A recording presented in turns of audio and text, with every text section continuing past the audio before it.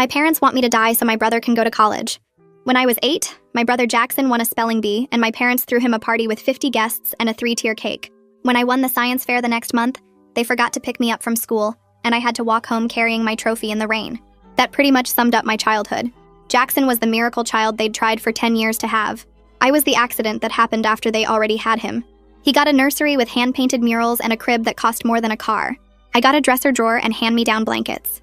Mom kept every report card, every crayon drawing, every baby tooth of his in labeled boxes. My stuff went straight in the trash. By the time I was 10, I'd learned to stop expecting anything. I started taking care of myself completely. Packed my own lunches, did my own laundry, walked to school alone. Jackson got driven in Mom's car even though we went to the same place. I'd watch them pull away while I started my 40-minute walk, backpack heavy with books I'd bought myself from babysitting money. Teachers thought I was so independent. Really, I just had no choice. The worst part was how they'd gaslight me about it. "We love you both equally," Mom would say while sitting at another one of Jackson's hockey games. I hadn't seen her at any of my track meets all season. "You're imagining things," Dad would insist while showing coworkers Jackson's photos, but none of mine. They had a whole shrine to Jackson in the living room. Trophies, certificates, photos from every age. I got one school picture on the fridge that hadn't been updated since 2nd grade. When I was 16, I got into the advanced science program at school. Full scholarship to summer camp at MIT, the kind of opportunity kids dream about. I ran home with the letter, finally something so big they'd have to care. Mom glanced at it and said, "That's nice, but Jackson has a baseball game that week so we can't drive you." The camp was 3 hours away. She wouldn't miss one of his games to give me the chance of a lifetime. So I got a job and saved every penny for college. I knew by then that they'd never pay for mine. Jackson already had a college fund that Mom talked about constantly. "We've saved $40,000 for his education," she'd brag to relatives. When those same relatives asked about my college plans, she'd say I'd probably get scholarships since I was the bookish one. Like being smart was a consolation prize for being unloved. Then when I was 17, I started getting sick. Bruises everywhere, exhaustion so bad I could barely stand. I ignored it for months because complaining got me nowhere in that house. But when I fainted at work and woke up in the hospital, the tests showed acute leukemia, advanced enough that the doctors were surprised I'd been walking around at all. For the first time in my life, my parents looked at me like I mattered. Mom cried actual tears, held my hand during chemo, even slept in the hospital chair.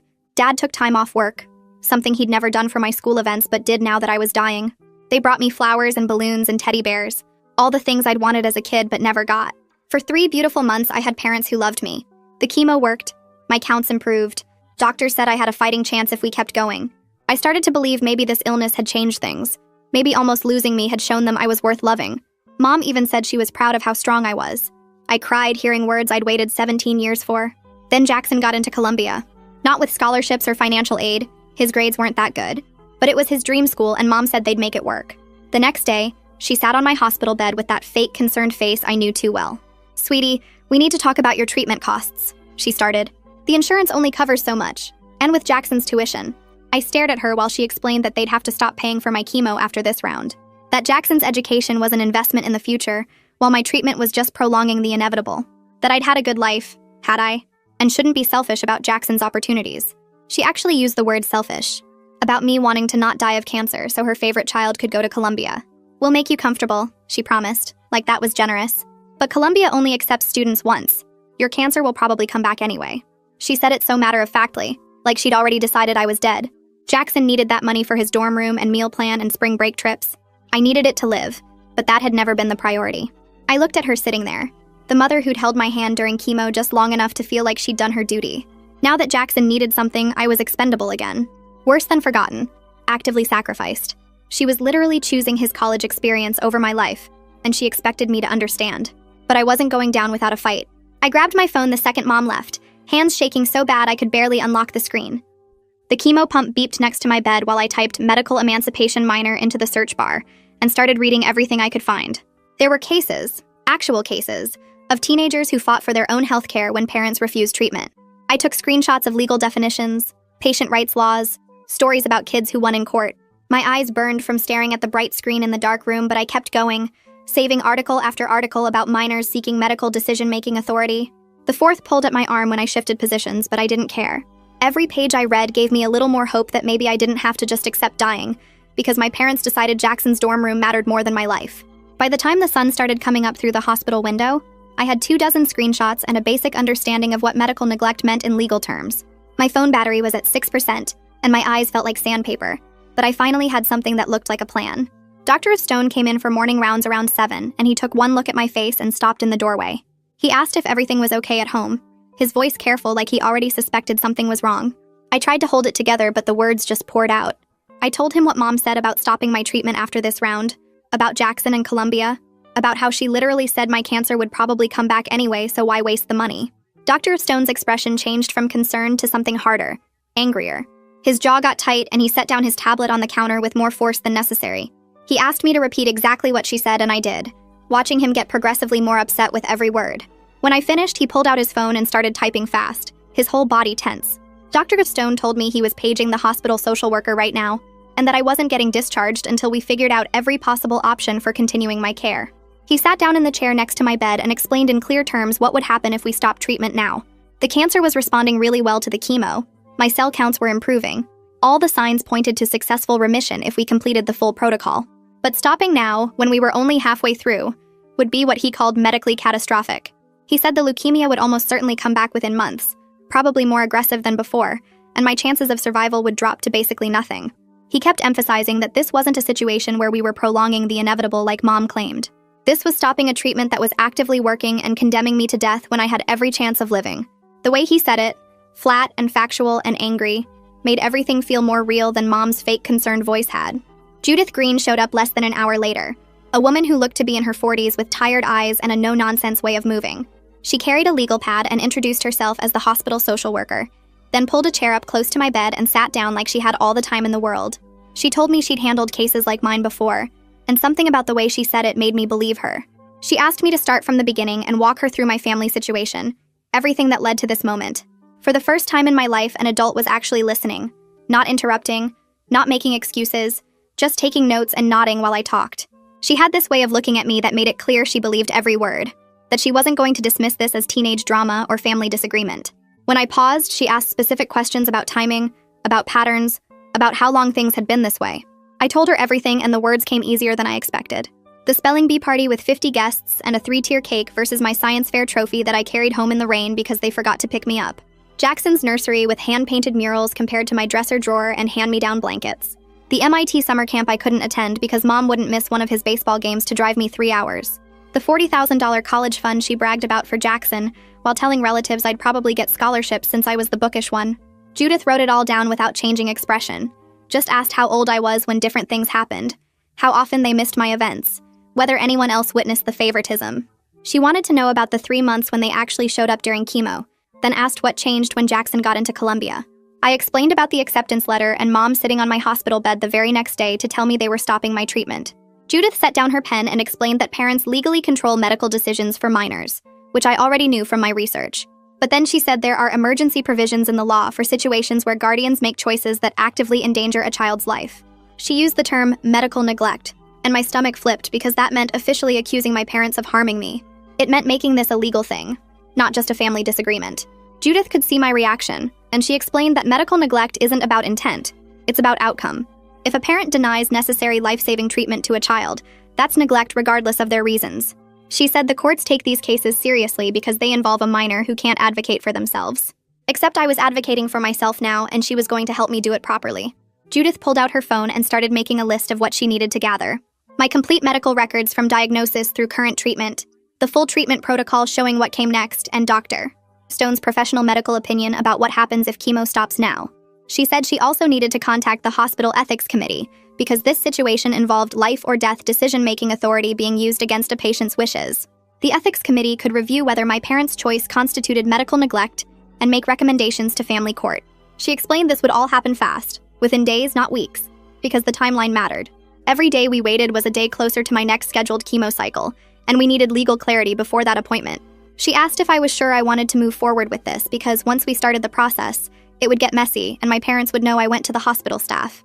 I told her I was sure because the alternative was dying, and I'd spent 17 years being the kid nobody fought for, so I might as well fight for myself.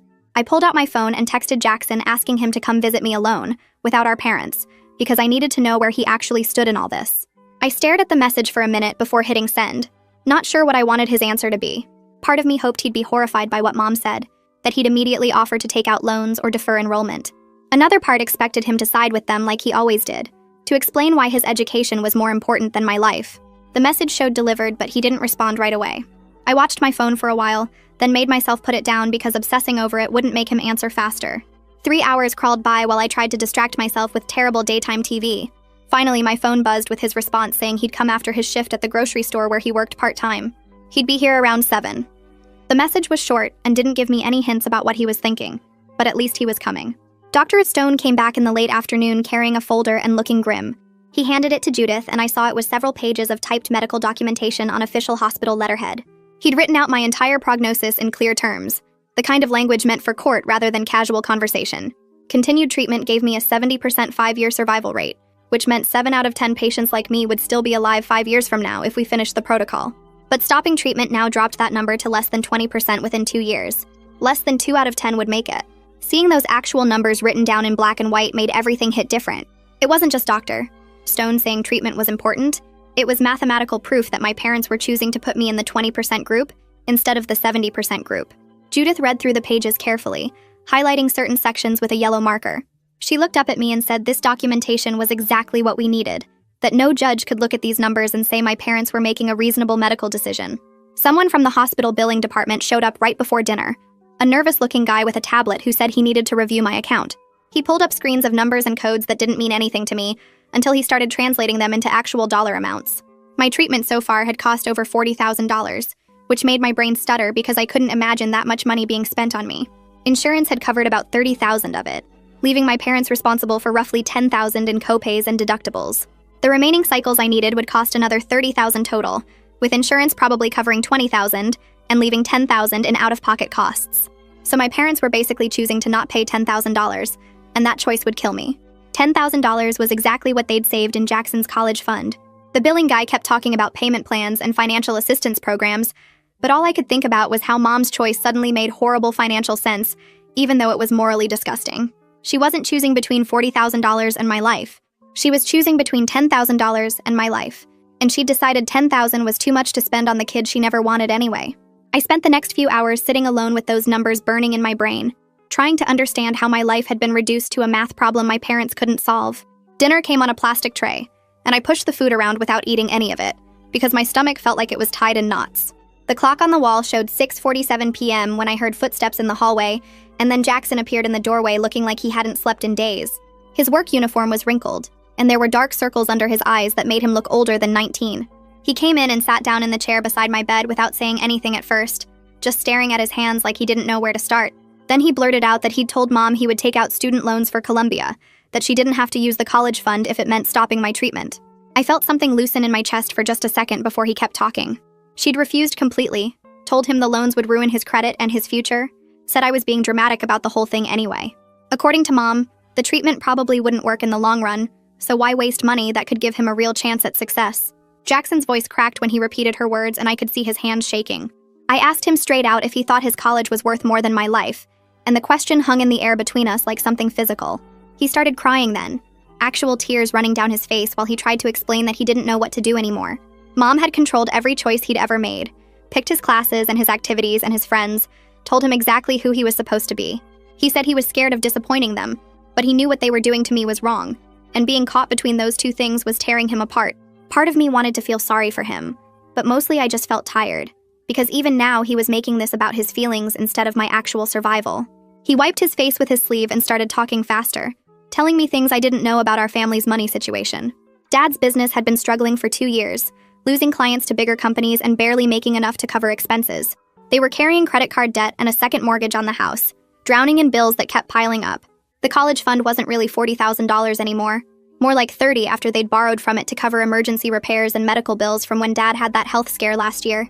Hearing all this made something click into place about why they were panicking so hard about money, but it didn't change the basic fact that they were choosing to let me die instead of figuring something else out. Jackson kept explaining like the debt somehow made their choice reasonable, like being broke gave them permission to sacrifice one kid for the other. I told him that lots of families had money problems and didn't decide to kill their children over it, and he flinched like I'd hit him. We sat there in uncomfortable silence until Judith knocked on the doorframe and came back in carrying a folder.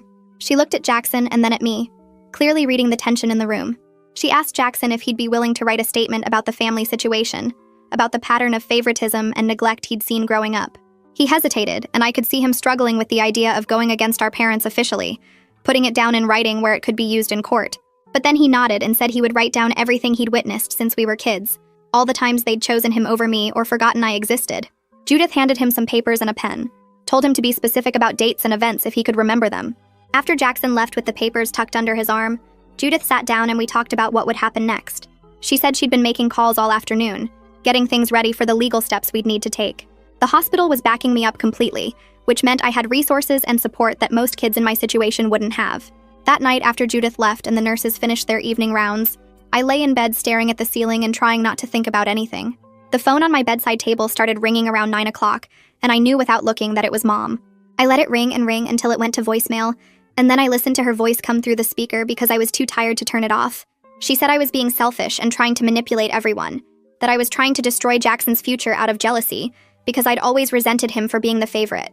She told me I needed to accept reality and stop causing problems for the family, that making them look bad to the hospital and getting social workers involved was just me being spiteful.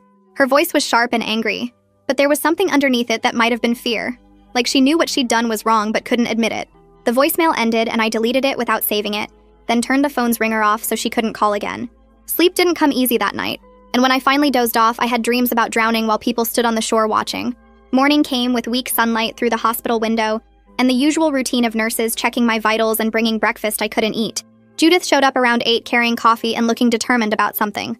She had someone with her, a man in his 30s wearing a suit that looked professional but not expensive. She introduced him as Yusuf Saxton, a legal aid attorney who worked with cases involving kids and medical rights. He shook my hand and sat down with the folder Judith had been building, reading through everything carefully while making notes on a yellow legal pad. After about 20 minutes, he looked up and told me we had grounds for an emergency court case. My heart started beating faster because this was really happening. We were actually going to fight my parents in court over whether I got to live. Yusuf explained the whole process in clear terms that didn't talk down to me or try to make it sound simpler than it was. We'd file for temporary authority to make medical choices to be moved from my parents to the hospital, just for now while we worked on something bigger. Then we'd push for limited freedom for healthcare choices until I turned 18 in 7 months, which wasn't full adult rights but would let me say yes to my own treatment. He said it would move fast because this was life or death, that judges took these cases seriously when a kid's survival was on the line. The hospital ethics group scheduled an emergency meeting for the next day, which meant everything was moving faster than I'd expected. That afternoon, a woman named Lila Hansen from the ethics group came to interview me alone, without Judith or Yusuf or any doctors around. She was maybe 50 with gray hair and kind eyes, and she asked me detailed questions about whether I understood what the treatment involved and what would happen if I stopped it. She wanted to know if the doctors were pushing me to continue, or if this was really my own choice, and I could tell she was trying to figure out if I was mature enough to make this decision. I told her I'd been making my own choices since I was 10 years old, deciding what to eat and when to sleep and how to get to the school, because my parents had checked out of raising me a long time ago.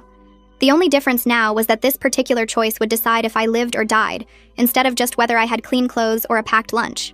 Lila wrote everything down and asked more questions about my relationship with my parents, about Jackson, about how I'd handled being sick. Then she asked what I wanted my future to look like, and I realized with a weird shock that I hadn't let myself think past next month. Survival had felt so impossible that planning for anything beyond it seemed pointless. I told her I wanted to finish high school and maybe go to community college, have a job I didn't hate, and just exist without constantly fighting for scraps of attention from people who were supposed to love me. It sounded so basic when I said it out loud, like the bare minimum of what a life should be, but it was more than I'd ever let myself hope for before. That afternoon, my parents showed up without warning, and I heard them before I saw them because their voices carried down the hallway.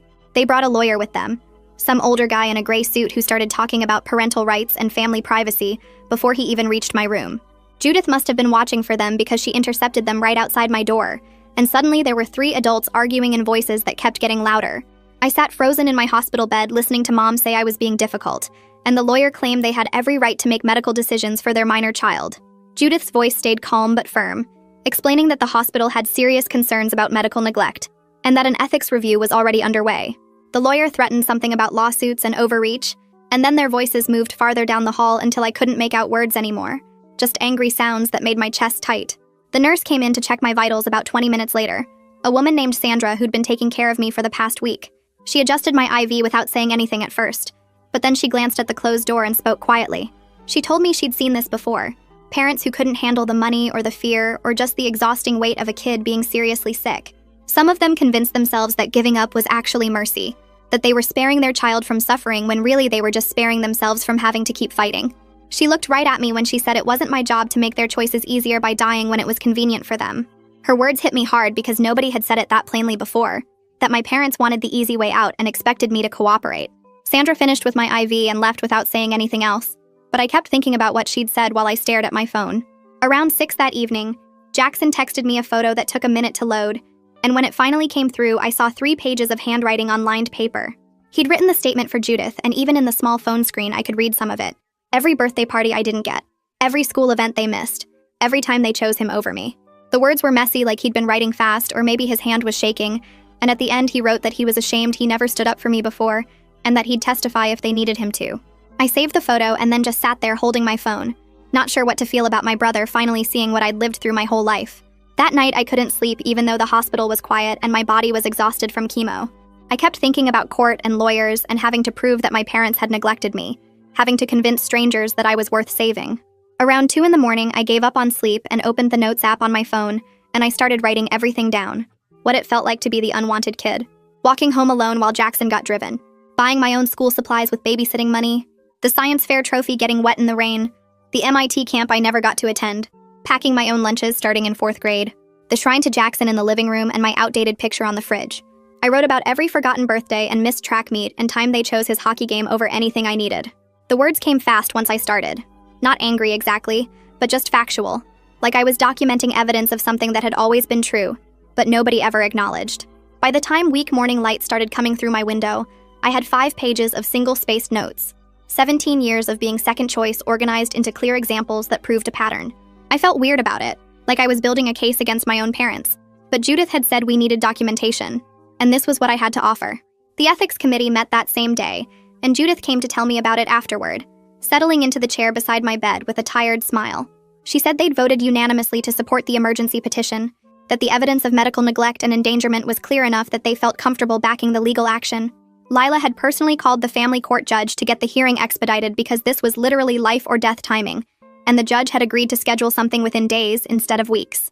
Judith squeezed my hand and told me I was doing everything right, that speaking up for myself took courage most adults never managed. I wanted to feel relieved, but mostly I just felt scared because this was really happening. We were actually taking my parents to court. The next morning, Judith showed me the counter motion that my parents' lawyer had filed overnight, and reading it made me so mad I could barely see straight. Their lawyer claimed I was manipulated by hospital staff who wanted to rack up treatment charges, that doctors were using me to generate profit, and that my parents were making a reasonable decision based on real financial limitations. The accusation that Dr. Stone and Judith were somehow using me felt like a slap, because these people had fought harder for my life than my own parents ever did. Dr. Stone had stayed late multiple times to adjust my treatment plan, and Judith had spent hours helping me navigate systems she didn't have to care about. And now some lawyer was calling them manipulative because they didn't want me to die. Listen to 90 Seconds and rate me 5 stars on Spotify. Doing a giveaway for people who did this and show proof on my Instagram. There will be 4 winners, and you get to choose between a Spotify or Amazon gift card. I showed the motion to Yusuf when he came by later that day, and he barely reacted except to say that desperate people make desperate arguments. He pulled out his yellow legal pad and started walking me through practice questions for court, teaching me how to stay calm and factual even when the other lawyer tried to make me emotional or confused. He said judges saw through manipulation tactics all the time, and that my consistent story across multiple witnesses would be my strongest evidence. We practiced for over an hour, him asking increasingly tough questions about my relationship with my parents, and me learning to answer without getting defensive or crying. By the end, I felt slightly more prepared, but still terrified of having to do this for real. Mallory showed up the next afternoon carrying a big tote bag, and when she dumped it out on my bed, I saw a phone charger, bags of my favorite snacks, 3 magazines, and a card with signatures covering every inch of it. She said everyone at the restaurant where I'd worked had signed it, and they'd taken up a collection that raised $300 toward my treatment. It wasn't much compared to what I needed, but I started crying anyway because people who barely knew me, who just worked shifts alongside me for a few months, cared more about keeping me alive than my parents did. Mallory hugged me while I cried and told me that the whole staff was rooting for me, that they'd been following the situation and wanted to help however they could. She stayed for 2 hours just talking about normal stuff like work gossip and which managers were the worst, giving me a break from thinking about court and cancer and parents who wanted me gone. 3 days after Mom's announcement, I got dressed in real clothes instead of a hospital gown, and Yusuf drove me to the courthouse, a old brick building downtown that smelled like wood polish and anxiety when we walked in. The hearing room was smaller than I expected, just a regular office with a desk for the judge and chairs arranged in rows. I sat next to Yusuf on one side while my parents and their lawyer sat across the aisle, close enough that I could see Mom's face, but she wouldn't look at me at all. Dad stared at his hands, and Jackson wasn't there because Judith said it was better if he stayed out of it unless they needed him to testify. The judge came in and everyone stood up, and then we sat back down and it started. Dr. Stone testified first, walking up to the front with a thick folder of my medical records. He presented everything in clear, simple terms that anyone could understand, explaining that my leukemia was responding well to treatment, but that stopping now would be a death sentence within months. He showed charts of my blood counts improving and explained exactly what the remaining treatment cycles would do, and he stated clearly that completing the protocol gave me excellent odds of long-term survival. When my parents' lawyer tried to suggest that the cancer might come back anyway, Dr. Stone shut that down fast, saying that was true of any cancer patient, but wasn't a reason to stop treating someone whose disease was actively responding to therapy. Judith took the stand next and opened a thick folder that held everything she'd collected over the past week. She walked through her interviews with me, with Jackson, with nurses who'd watched my parents disappear the moment Columbia entered the picture. She read sections from Jackson's 3-page statement about every birthday party I didn't get, every school event they skipped, every time they picked him over me since we were kids. Then she presented my own 5 pages of documentation, 17 years of being the accident they never wanted, and you could see people in the courtroom shifting in their seats. She laid out the pattern so clearly that even my parents' lawyer looked uncomfortable. This whole history of neglect that existed long before cancer made it life or death. The evidence covered the table in front of the judge. Pages and pages proving I'd been raising myself since I was 10 while they poured everything into Jackson. My parents' lawyer stood up and argued that they'd been present throughout my treatment, that Mom had slept in the hospital chairs and Dad had taken time off work. He pointed to the 3 months they'd shown up for chemo appointments like that, erased 17 years of nothing. Yusuf got up for his turn and asked one simple question that cut through everything. He wanted to know why that care stopped the exact moment Jackson's college plans needed money. Why my life was worth their attention only until it competed with their favorite child's dreams. The lawyer had no good answer for that, just kept repeating that they'd been there when it mattered. But Yusuf made it clear that if it really mattered, I wouldn't be fighting for treatment in court right now. Then the judge looked at me and said I needed to testify, and my legs felt shaky walking to the front of the room. She asked me directly what I wanted, and my voice came out smaller than I meant it to. I said I wanted to live, that I wanted to finish the treatment that was working, that my cancer was getting better and stopping now would kill me within months. I told her I understood my parents couldn't or wouldn't pay for it, but that shouldn't mean I had to die, that there had to be other options besides just giving up on me. I kept my eyes on the judge because looking at Mom and Dad felt impossible, and I could feel tears building, but I forced them back because I needed to sound strong enough to deserve saving. The judge turned to my parents and asked if they'd looked into payment plans, charity care, Medicaid, fundraising, anything besides just deciding to stop treatment. Dad admitted they hadn't, because they thought insurance denial meant no other options existed, and the judge's face showed exactly what she thought of that answer. She asked why they hadn't contacted the hospital financial counselors or researched assistance programs, why their first response to a money problem was letting their daughter die. Dad had nothing to say to that, and Mom stared at her hands while the silence stretched out. Mom finally spoke up, her voice shaking, trying to argue that she was protecting me from false hope and making my last months comfortable instead of filled with painful treatment. But even she didn't sound like she believed it, the words coming out wrong like she was reading from a script she'd memorized but never really understood. The judge leaned forward and asked her straight out if she was choosing her son's education over her daughter's life. Mom opened her mouth but nothing came out, and that silence answered everything louder than words could have. You could see her trying to find some way to make it sound reasonable, some explanation that would make sacrificing one child for another seem like good parenting, but there wasn't one, and we all knew it. The judge announced her ruling right there without even leaving to think about it. She granted temporary emergency authority to the hospital to continue my treatment while the full emancipation petition got processed through the system. She ordered my parents to cooperate with Medicaid applications and charity care reviews, to provide whatever financial documentation the hospital needed. The ruling meant I could keep getting chemo no matter what they wanted, that their decision to let me die didn't matter anymore because the court was taking that choice away from them. I felt Yusuf squeeze my shoulder and realized I'd stopped breathing, this wave of relief so strong it made me dizzy. Walking out of the courthouse, Mom tried to approach me, but Yusuf stepped between us before she got close. He reminded her that the order included rules against harassment or trying to pressure me, that she needed to stay back and let me leave without any drama. Dad stood behind her looking defeated. His shoulders slumped like someone had knocked all the fight out of him. Jackson hovered near the courthouse doors, clearly wanting to say something but not knowing what words could possibly help. I walked past all of them with Yusuf guiding me toward his car, not looking back because I didn't trust myself not to break down if I made eye contact. Back at the hospital, Judith met us in her office with a stack of Medicaid paperwork that looked 3 inches thick. She explained we were applying for emergency coverage as a medically needy minor, which meant proving my parents were unable or unwilling to provide necessary care. The forms asked for details about income, assets, household composition, and required documentation of the medical neglect that brought us here. Judith walked me through every section, showing me where to sign and what information she'd already gathered from the court proceedings. My hand cramped from signing my name over and over, each signature another piece of evidence that I was on my own now. Dr. Stone came by while we were finishing the paperwork and scheduled my next chemo cycle for 3 days out. He said the hospital's charity care committee would review my case for financial assistance that could cover whatever gaps Medicaid didn't handle. He looked genuinely relieved that treatment could continue without stopping, like he'd been carrying the weight of my potential death and could finally put it down. He told me my counts were still improving, and that if we stayed on track, I'd finish the full protocol right around graduation, maybe even walk across that stage to get my diploma. That night, Jackson showed up at my hospital room and we sat in silence for a while, neither of us knowing how to start a conversation after everything that happened in court. Finally, he said he'd told Columbia he was deferring enrollment for a year, that he needed time to work and save money before starting college. He tried to make it sound like a practical decision, but we both knew what it really meant, that he was stepping back from the situation that almost killed me. He couldn't go to Columbia knowing it was purchased with my life, couldn't sit in those classes without thinking about the chemo I wouldn't have gotten if the court hadn't intervened. I wanted to tell him he didn't have to sacrifice his future to prove he was sorry, but maybe he needed to do this for himself, to know he'd chosen differently than our parents when it mattered. I told Jackson he didn't have to give up his future just to prove something, that he could still go to Columbia if that's what he really wanted. He shook his head and said he'd already looked into state schools with better financial aid, that maybe this was actually better for everyone in the long run. He couldn't sit in those Columbia classrooms knowing the tuition almost cost me my life, couldn't enjoy the experience with that weight hanging over everything.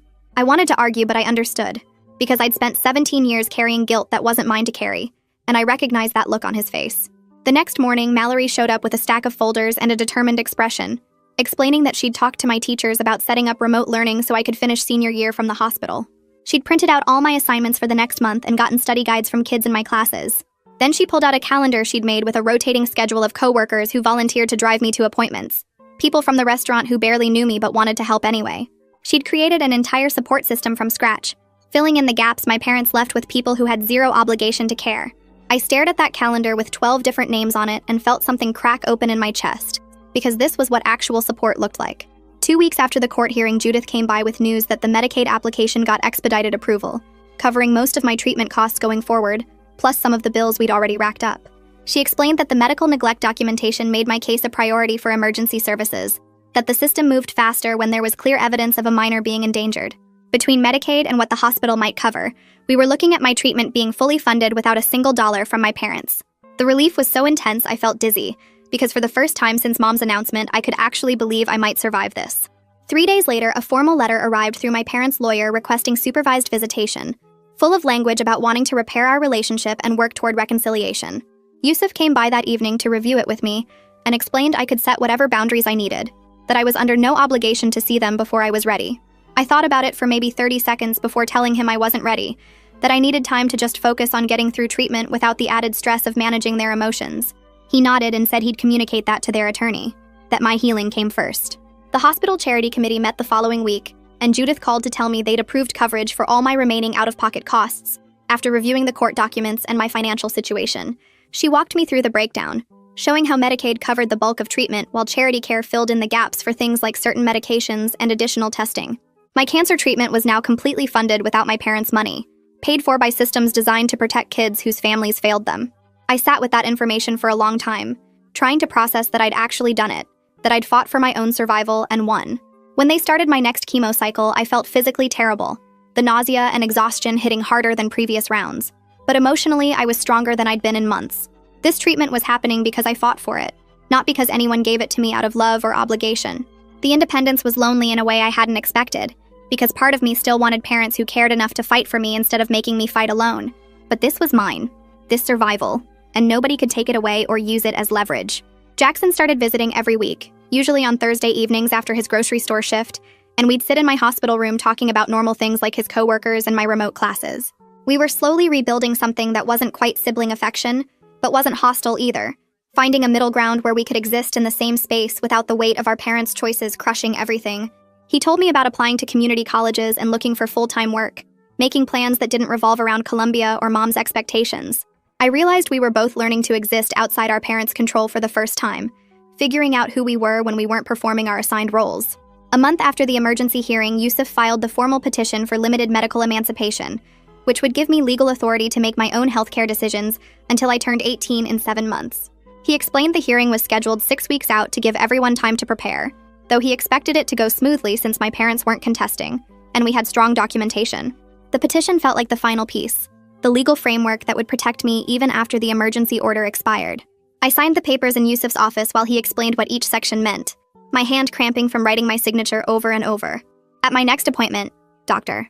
Stone reviewed my latest blood work with barely contained excitement, explaining that my cancer markers were continuing to improve at a rate that exceeded their initial projections.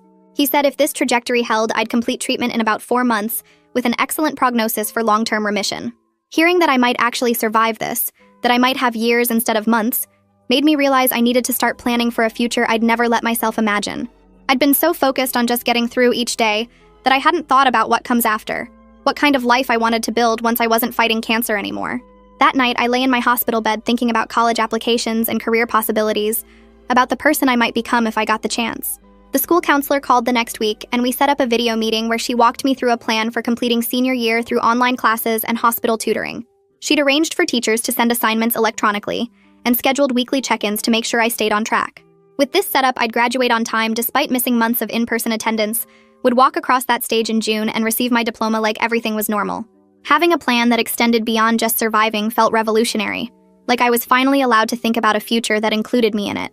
Mallory showed up the next afternoon with her laptop and a list of remote job sites she'd researched. She pulled a chair up to my hospital bed and started walking me through application forms for data entry positions, helping me figure out how to explain my situation without making employers nervous about my availability. We spent 3 hours filling out applications and uploading my resume, which looked pretty thin since most of my work experience was waitressing at the restaurant where she still worked. She kept encouraging me when I got frustrated, reminding me that any income was better than none, and that plenty of companies hired remote workers specifically because they needed flexible people. By the end of the day, I'd submitted applications to 12 different companies, everything from medical billing data entry to customer service chat support. The process felt good, like I was building something for myself instead of just surviving what other people decided for me. 2 days later, I got an email from a medical records company offering me part-time work entering patient information into their database system. The pay was minimum wage and I could only work 15 hours a week because of my treatment schedule, but it was mine. I signed the contract on my phone while waiting for my next round of blood work, feeling like I'd just won something important, even though it was just a basic data entry job that most people wouldn't want. A week after that, Yusuf called to tell me my parents' lawyer had requested a mediation session before the full emancipation hearing. He explained that mediation was voluntary and I could refuse, but that it might help establish my willingness to maintain some kind of relationship with them, which could look good to the judge. I talked it over with Judith during one of our weekly check-ins, and she said she'd be willing to supervise the session if I decided to go through with it. The idea of sitting in a room with my parents made my stomach hurt, but I also knew I couldn't avoid them forever, especially with Jackson still living at home and trying to navigate between us. I agreed to one session with the understanding that Judith would be there the whole time, and I could leave whenever I wanted.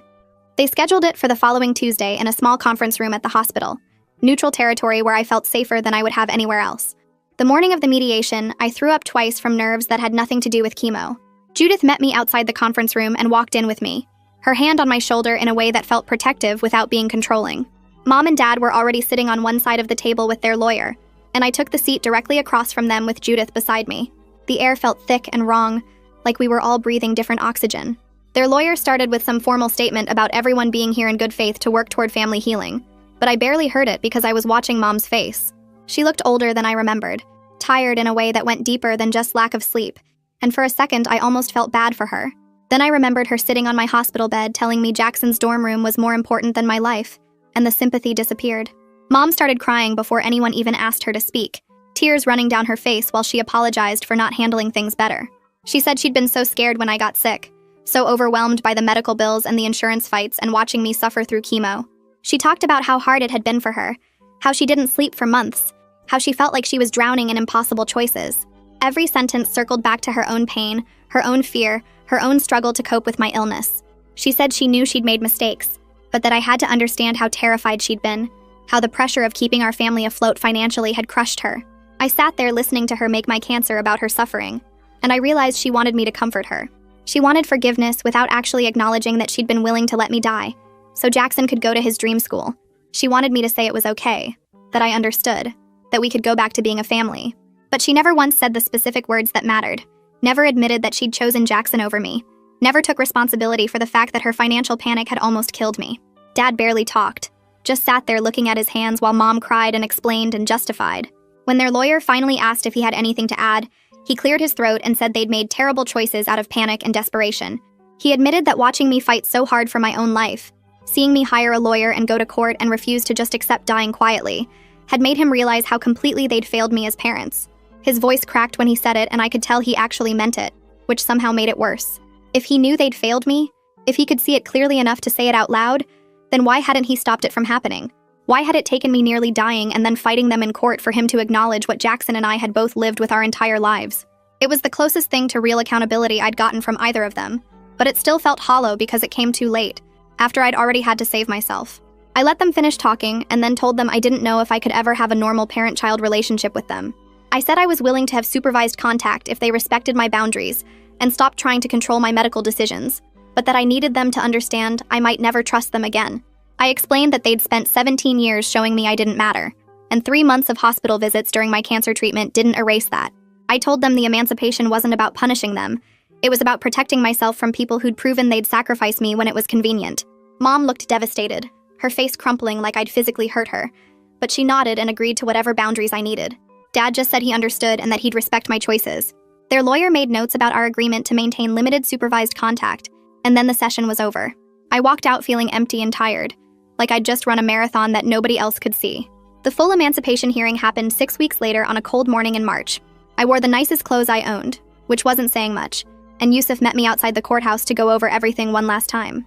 He told me my parents weren't planning to contest the petition, that their lawyer had filed a statement saying they supported my right to make my own medical decisions, and would cooperate with my ongoing care. It felt like too little too late, this sudden cooperation after months of fighting, but at least it meant we wouldn't have to go through another battle in front of a judge. We walked into the courtroom together, and I saw my parents sitting in the back row, not at the defendant's table this time. Jackson was with them, and he gave me a small nod that I returned. The judge was a different woman than the one who'd handled the emergency hearing, older with gray hair and sharp eyes that seemed to see everything. The hearing itself was quick and almost boring compared to the emergency petition. Yusuf presented all the documentation we'd compiled, the medical records and treatment plans and financial arrangements that proved I could manage my own health care. Their lawyer read the statement about my parents supporting the petition and agreeing to respect my medical autonomy. The judge asked me a few questions about my understanding of the responsibility I was taking on, and I answered honestly that I'd been taking care of myself for most of my life already. This just made it legal. She reviewed the paperwork for what felt like forever, then announced she was granting limited medical emancipation effective immediately and lasting until my 18th birthday in 7 months. She said that at that point I'd have full adult rights anyway, but this gave me the legal authority I needed now. Then she looked directly at me and said I'd shown more maturity and self-advocacy than many adults she saw in her courtroom, and that she hoped I'd continue to fight for myself with the same strength I'd demonstrated throughout this process. I thanked her and walked out of the courthouse legally free to make my own medical decisions, no longer dependent on parents who'd proven they couldn't be trusted with my life. With the legal authority secured and treatment funded through Medicaid and charity care, I could finally focus on just getting through chemo without constantly fighting for the right to receive it. The physical side effects were still brutal, the nausea and exhaustion and hair loss that made me feel like my body was betraying me. But it was manageable when I wasn't also battling my family, when I could just concentrate on surviving each treatment cycle without worrying that someone would pull the funding or try to stop my care. Dr. Stone adjusted my anti-nausea medications, and we found a combination that actually worked, letting me keep food down most days. The nurses knew me by name now and would bring me warm blankets without me asking, small kindnesses that reminded me not everyone in the world was trying to hurt me. I started keeping a journal of my symptoms and side effects, tracking what helped and what made things worse, taking control of my treatment in ways that felt empowering instead of scary. Judith helped me arrange transitional housing through a program for medically complex teens, a small apartment about 10 minutes from the hospital where I could live independently with case management support. The program provided furniture and helped with rent, and a social worker would check in twice a week to make sure I was managing okay. Moving out of my parents' house happened on a Saturday when they were deliberately gone, some previously planned trip to visit relatives that gave us the space to pack without confrontation. Jackson showed up early with his car, and we loaded my belongings into boxes, which didn't take long because I'd never accumulated much. My clothes fit in 2 boxes, my books in 3 more, and my personal items barely filled a backpack. We worked in silence mostly, the weight of everything that had happened hanging between us. He carried boxes down to his car while I took one last look at the room where I'd spent 17 years feeling invisible. There was nothing worth keeping here, no memories I wanted to take with me. Jackson drove me to the new apartment and helped me unpack, setting up my bed and arranging my books on the small shelf. Before he left, he hugged me, and said he was sorry for not protecting me when we were kids. And then I told him we were both just trying to survive and that I didn't blame him for our parents' choices. He left and I sat in my new apartment alone, finally independent in a way that felt real and permanent. I completed my next to last chemo cycle 3 weeks after moving into the apartment, and Dr. Stone reviewed my blood work with barely hidden excitement. He said my counts were staying strong, and if this trajectory held, I'd finish treatment right around graduation in June. The timeline felt surreal. The idea that I might actually walk across that stage and receive my diploma like a normal person. I'd been doing my schoolwork through online classes and hospital tutoring, keeping up with assignments even on days when I felt too sick to sit up properly. My teachers had been understanding about extensions and modified workload, but I'd insisted on doing the actual work myself, refusing to accept pity grades that I hadn't earned. The school counselor called to confirm I was on track to graduate on time and asked if I wanted to participate in the ceremony. I said yes without hesitation, because after everything I'd been through, I deserved to wear that cap and gown and prove I'd survived. Mom and Dad started coming to supervised visits every other Tuesday at the hospital, where Judith kept an office for exactly these situations. We'd sit in uncomfortable chairs around a small table and talk about weather, Dad's work projects, Mom's book club, anything that didn't require actual emotional honesty. They asked surface questions about my health, and I gave surface answers about blood counts and side effects. Nobody mentioned Columbia or Jackson's college plans, or the court hearing that had stripped them of medical authority over me. The visits lasted exactly 1 hour, and then we'd all leave, having maintained civility without achieving anything close to healing. I accepted this arrangement because stable felt better than the chaos of fighting, even if stable meant keeping them at arm's length forever. Judith sat in on every visit taking notes, and sometimes I caught her watching Mom with this expression like she was documenting a specimen, clinical and detached. After 6 weeks of these meetings, I realized this pattern might be permanent, that I'd reached the maximum closeness my parents could offer, and I had to decide if limited contact was better than none. I chose limited because cutting them off completely felt like letting them win, like proving I was as disposable as they'd always treated me. Jackson texted me one Thursday afternoon with news that changed his whole trajectory. He'd gotten accepted to the state university with a partial academic scholarship that covered half his tuition, way more than anyone expected given his grades. He planned to study business and live at home to save money on housing, which meant staying in that house with our parents while I'd escape to my own place. When he came by my apartment that weekend to tell me in person, he looked different somehow, lighter and less tense around his shoulders. He said turning down Columbia had felt terrible at first, but then started feeling like relief, like he'd been carrying weight that wasn't actually his to carry. I realized our parents had been crushing him too, just in different ways, making him into their success story whether he wanted that role or not. He talked about his classes and internship plans with actual excitement instead of the forced enthusiasm he'd always used about Columbia. Watching him figure out what he wanted separate from what they wanted reminded me that we'd both been surviving the same house, just with different survival strategies. One quiet evening in my apartment after a long day of feeling mostly okay, I cleared space on the small bookshelf near my window. I set up my old science fair trophy first, the one I'd carried home in the rain at 8 years old when nobody came to get me. Next to it, I placed my acceptance letter to the MIT summer program, still crisp in its envelope because I'd saved it even though I never got to go. Then I added the court documents from my emancipation hearing, official papers with the judge's signature that proved I'd fought for my own life and won. These 3 things together told my whole story, proof that I'd always been worth fighting for even when I had to be the one doing the fighting. I stepped back and looked at this little shrine to my own survival, so different from the shrine my parents built for Jackson in their living room. Mine celebrated the times I'd saved myself instead of waiting for someone else to save me. So yeah, that is about it. Nothing too serious, just another story worth talking about. Thanks for hanging out. It always feels easy spending a few minutes together. Catch you next time if you stop by.